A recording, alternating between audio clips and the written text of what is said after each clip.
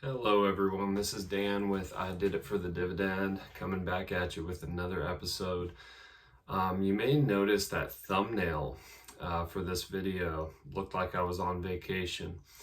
Let's talk a little bit about financial freedom. I left on a spontaneous trip to Mexico. I found a cheap flight. I hadn't exactly financially planned for it. I didn't have a bunch of money set aside for it in a savings account or anything like that. But I knew I had some dividends coming up, and I thought, you know what, I'm just going to book the flight. I was on the flight the next morning at 6 a.m. to Mexico. And sure enough, my dividends from companies like Gilead Sciences, PepsiCo, Lockheed Martin, Merck, Kimberly-Clark, Coca-Cola, Philip Morris, Altria, and so on came through just as they always do and funded my trip. That's the beauty of financial freedom. And today I want to talk about a company in the basic materials sector, once again, that has helped me along my journey to financial freedom. This company is Eastman Chemical, ticker EMN, and it's a specialty chemicals company. And so they provide end markets such as automotive, packaging, construction with specialty plastics and materials. So Morningstar has a fair value estimate of $130 a share for this company. CFRA has a 12-month price target of $115. Current share price is $84.25.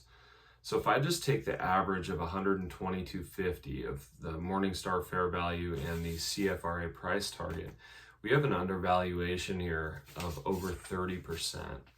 And I was actually recently buying Eastman in the $70 to $75 range, which is just an even deeper discount. But I still think even right here at these levels, it's a great value. For someone who's underexposed to basic materials, I would say this is something to put on the watch list and do some homework on. And let's get into some of the numbers, and I'll explain kind of why I think this has a place in a well-rounded portfolio. As of right now, this company makes up 1% of my portfolio. It's not a core position. It's a narrow moat company, but I think a great quality company nonetheless. And then we'll get into, at the very end, if you stick around to the end of the video, there's a major announcement, some big developments with this company. So Morningstar has a 5-star buy rating. CFRA has a 4-star buy rating. This company has turned in net margins of 10.73%. So the pricing power in specialty chemicals is intact.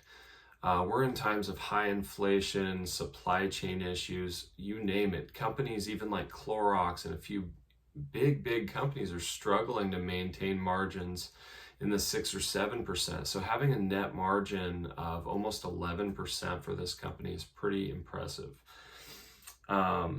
And I'm quoting Morningstar when I say that specialty chemical producers' pricing power is intact. That's a direct quote from Morningstar. The starting yield as of right now, at the time of the recording of this video, is 3.6%. To put that in context, we have a 5-year average yield of 2.92%. So about 70 basis points higher right now on the starting yield. Payout ratio is only 33.7%. So that dividend is set to keep growing. And that 5-year dividend growth rate, wait for it, is 8.5%. So when you take that 3.6% starting yield and that 8.5%, you've got a dividend factor there of 12, which anything above 10 to me is excellent. There are some risks to consider. Obviously, the cyclicality of the cyclical nature of the commodity chemicals themselves, the volatility of raw materials costs, which I think they've navigated really well in this economic climate, and also the slowing of demand in its end markets. This company has such a vast array of end markets that risk to me is tolerable. When you look at anything from automotive to consumer staples, packaging, A lot of these end markets are so resilient, and they're consumer staples. A lot of these end markets, they're not discretionary. So that comforts me quite a bit on the risk side of things. And speaking to the resiliency of the company, this company has 12 consecutive years of raising the dividend annually. But also I look back to the financial crisis, and while they weren't able to raise the dividend during the financial crisis, they were able to maintain it, which is huge for income investors. And then let's get into that new latest development.